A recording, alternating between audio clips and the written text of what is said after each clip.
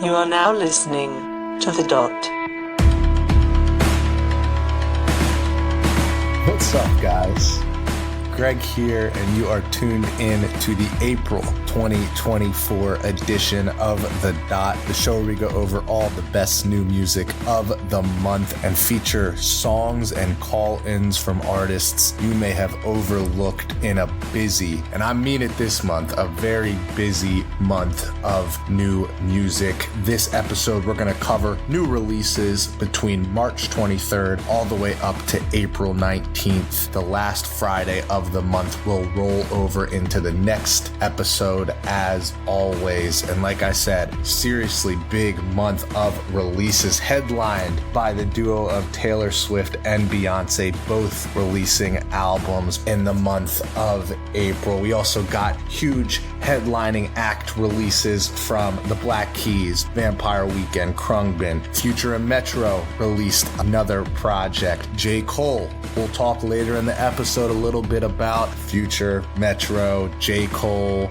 Kendrick, Drake, Rick Ross, question mark. We'll talk more about that later in the episode. Great album from Mount Kimby. Pearl Jam gives us a new album. Yellow Days, The Libertines, Maggie Rogers, one of my favorite DJs, Tourist, dropped a new project for us this month. So plenty to talk about. But I'm so excited to start right here with the song you hear behind me from the group Pillow Queens, who released their third LP called Name Your Sorrow on February 19th. And I mean it when I say it. One of the best albums I heard all year. Consistent top to bottom, some really fantastic songs. Another one, I say this all the time, but another album where it was very hard for me to choose one, but this song February 8th, which is the lead song off that album, really packs a punch. And again, I'm so excited for you guys to listen to it. Pillow Queens is from Dublin, Ireland. On their Spotify, you can see they have quotes and praises from Pitchfork, The Guardian, The Line The Best Fit, Stereo Gum. This is Pillow Queens with the lead single off their new album called February 8th.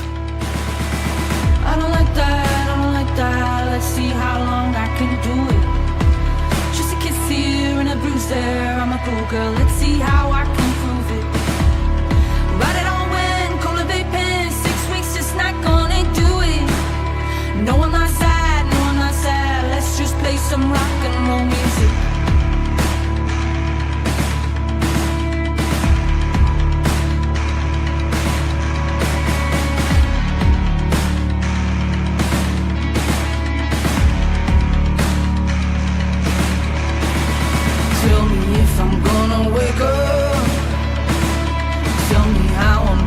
Dissolve this body quicker if I'm gonna wake up. I just wanna learn to avoid this headline trigger.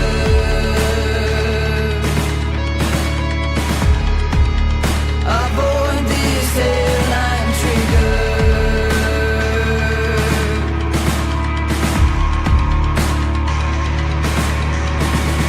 Already forgotten my name.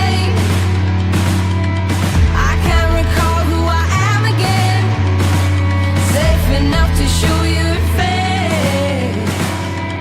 Our body did what a fool from grace.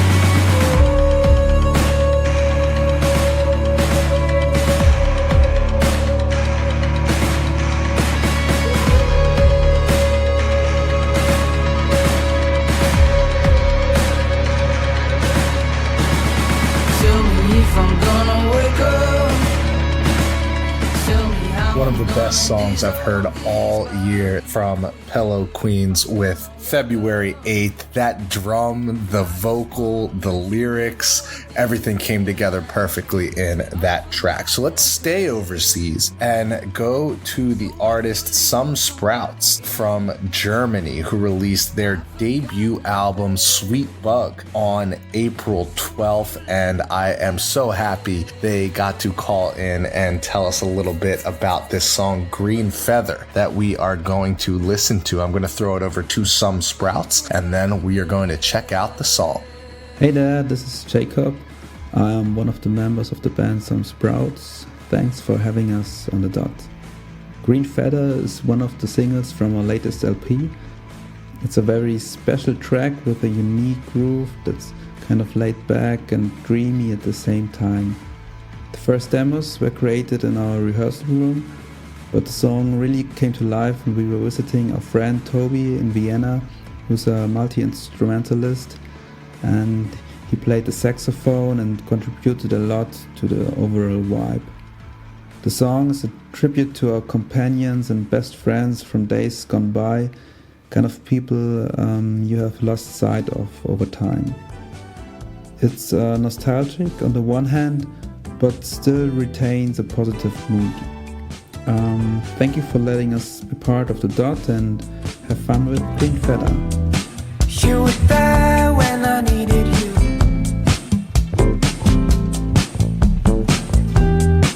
Made me feel there was something new. I can do this, falling on my own. Baby, let us dream forevermore.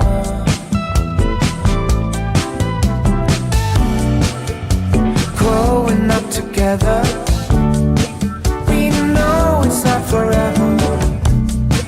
In your hand a green feather, you told me it get better.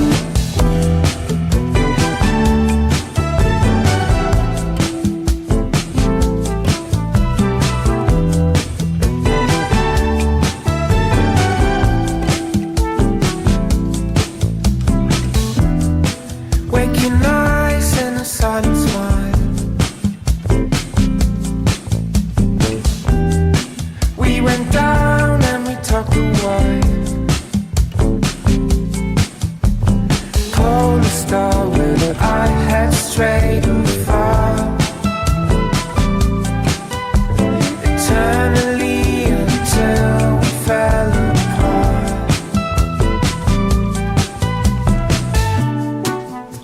Growing up together, we know it's not forever. In your hand a green feather, you told me it'd get better.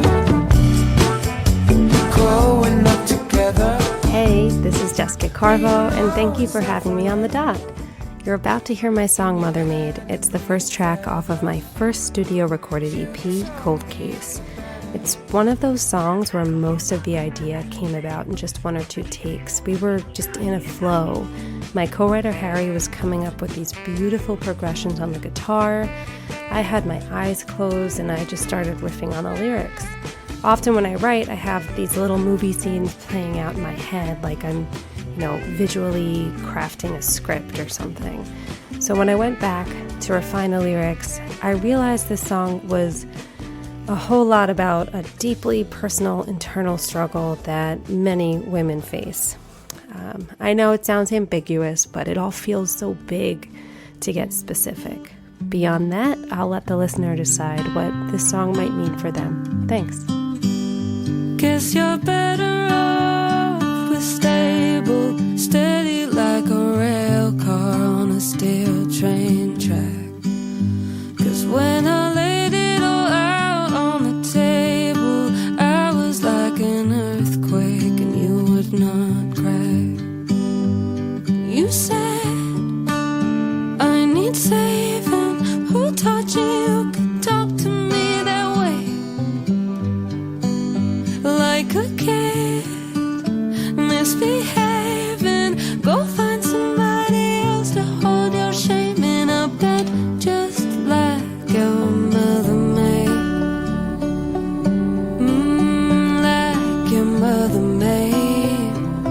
Ooh, just like your mother made.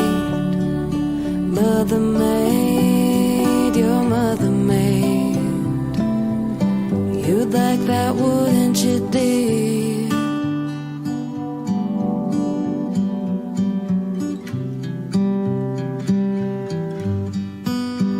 She was making you Sunday gravy. We were talking booty and Little Italy.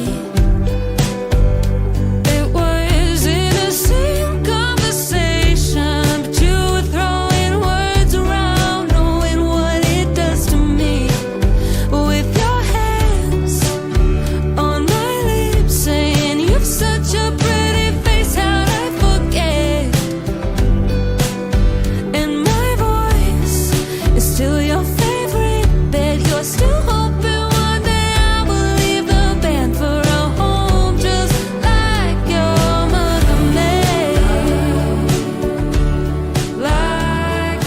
Good luck getting that tune out of your head. That was Jessica Carvo with her song Mother Made off her first studio EP called Cold Case that came out on April 12th. And Jessica Carvo is from New York City. She actually came from a duo, a group called Satellite Mode, that was alternative rock and electronic mixed together. She was in that group with Alex Marco. Really cool songs. They put out an EP back in 2023. It doesn't look like they broke up as much as Jessica's just going on to pursue her solo career. And Satellite Mode had songs with millions of streams, and with songs like Mother Made, it's not going to take Jessica very long to get millions of streams in her solo endeavor. So let's go over to the group Workwife, who released their second EP on April 12th called Waste Management, which was a follow-up from their first EP that came out back in December 2022. When Workwife posted about the release of this EP, they said, "Our second EP is out today. We are thrilled. We are pumped. We are leaves in the sun." We're going to check out a short song off of that EP, but a really awesome song. Right when I heard that guitar riff, that really got me in. I mean, listen to this riff.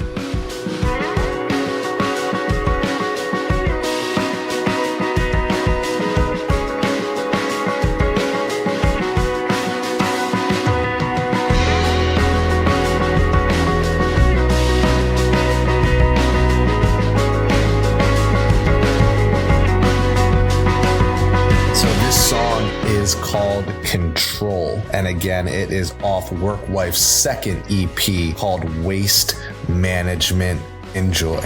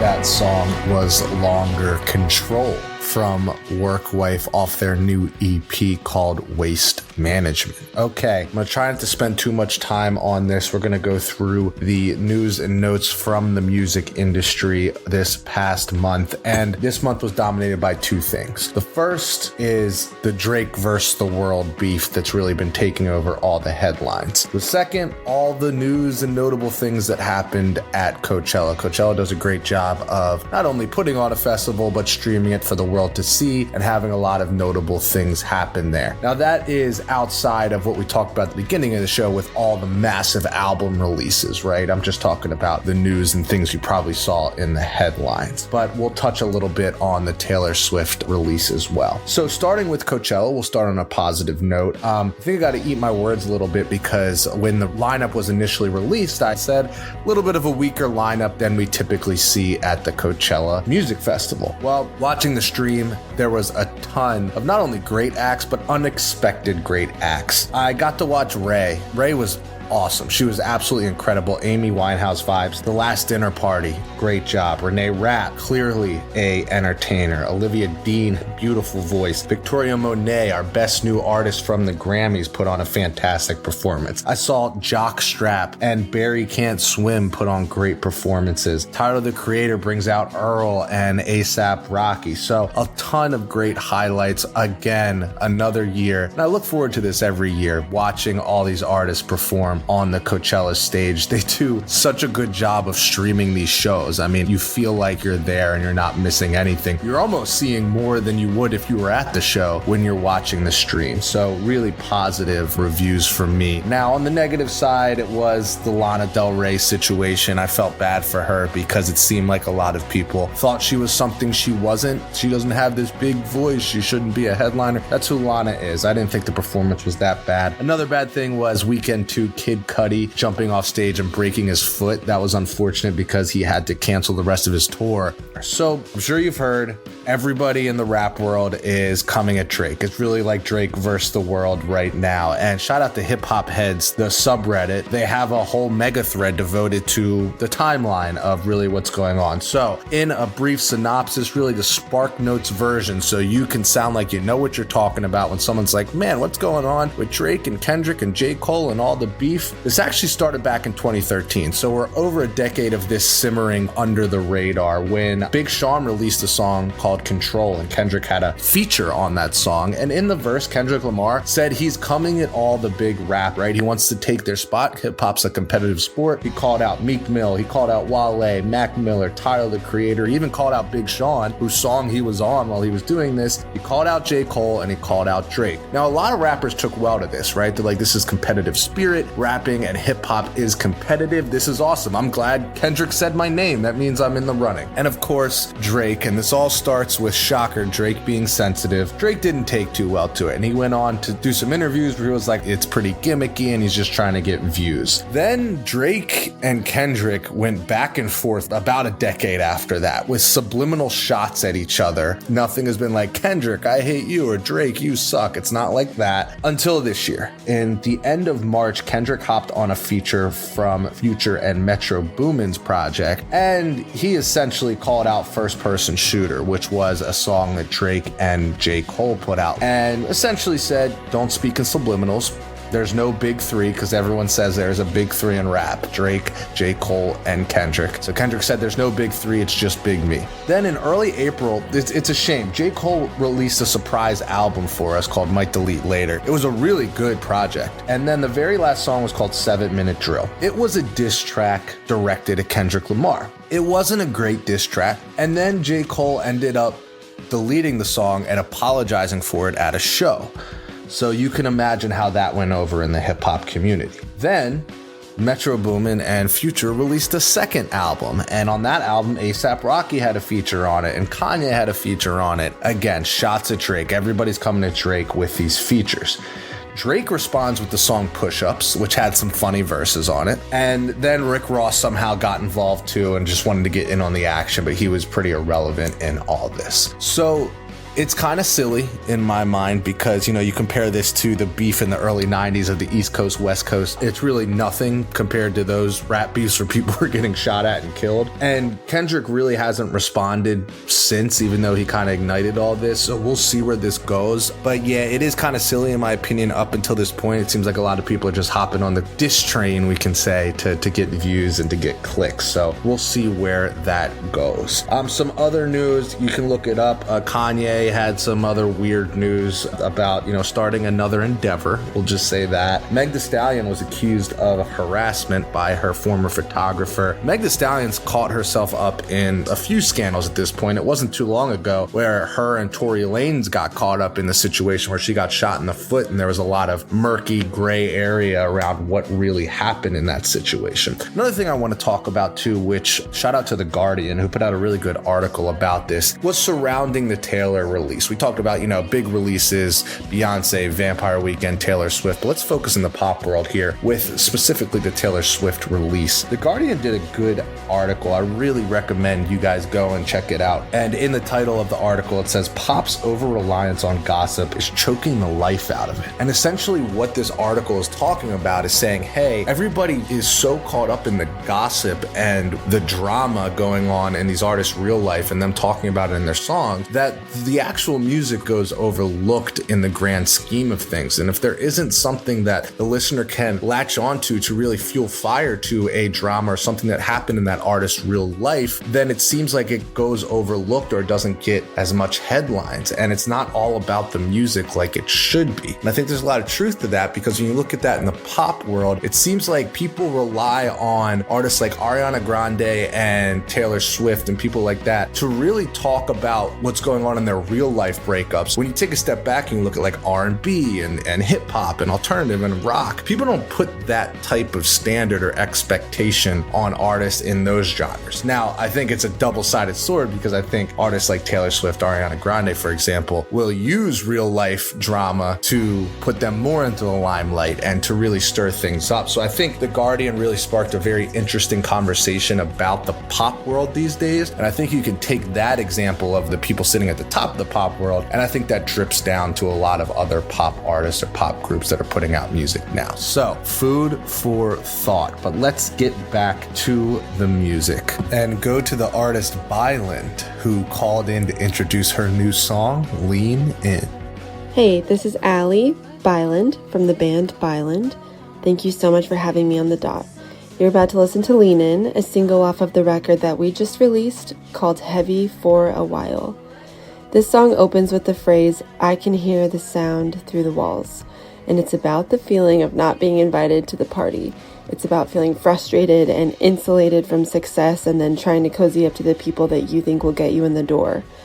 It's a self-satirical song about making peace finally with the light that's inside of each of us that doesn't shine the way that we think it's supposed to.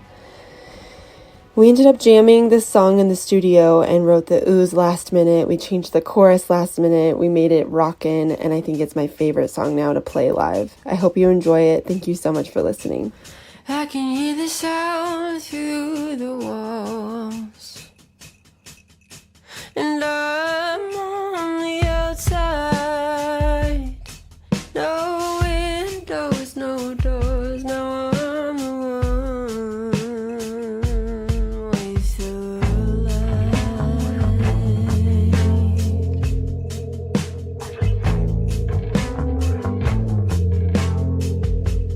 I played the hand that was dealt.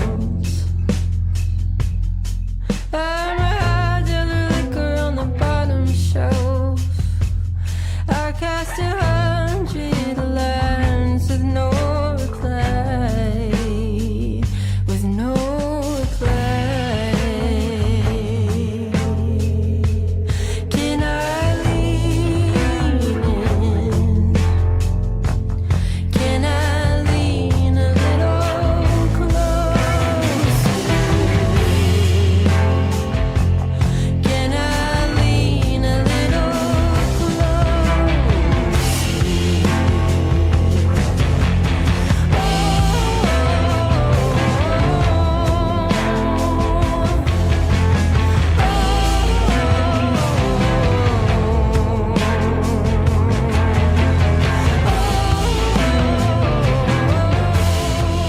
Thank you to Allie for calling in and telling us about Byland's new song, Lean In. And that is the duo of Allie and Jake Byland, her husband, off the LP Heavy for a While that came out on March 29th. Allie and Jake are from Washington State and really enjoyed that new album. Loved the song Lean In, as you could hear there. She has a really captivating style, and that entire album carries through with that same style. So why don't we stay in Washington State? Back-to-back artists from Washington. Go to the artist Paul Daly, who released the EP Moonlit Breakers on April 5th. Now, Moonlit Breakers is actually the name of a song that Paul Daly released previously that had a feature with Dijon. And on this EP, he had a lot of great songs, but this one we're going to listen to stood out to me. It's called Angel parenthesis Drum. And you could tell with Paul's voice that he is really on to something here. So we're going to check out the song Angel from that new Moonlit Breakers EP that came out on April 5th. Enjoy.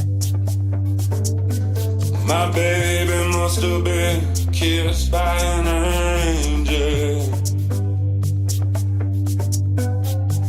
Miss someone who really needed saving.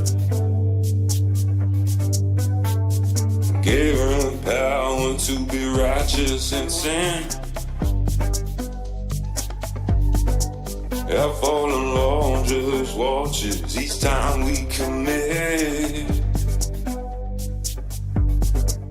Now do you wanna be good or do you wanna be right? You tryna sleep in this old town tonight?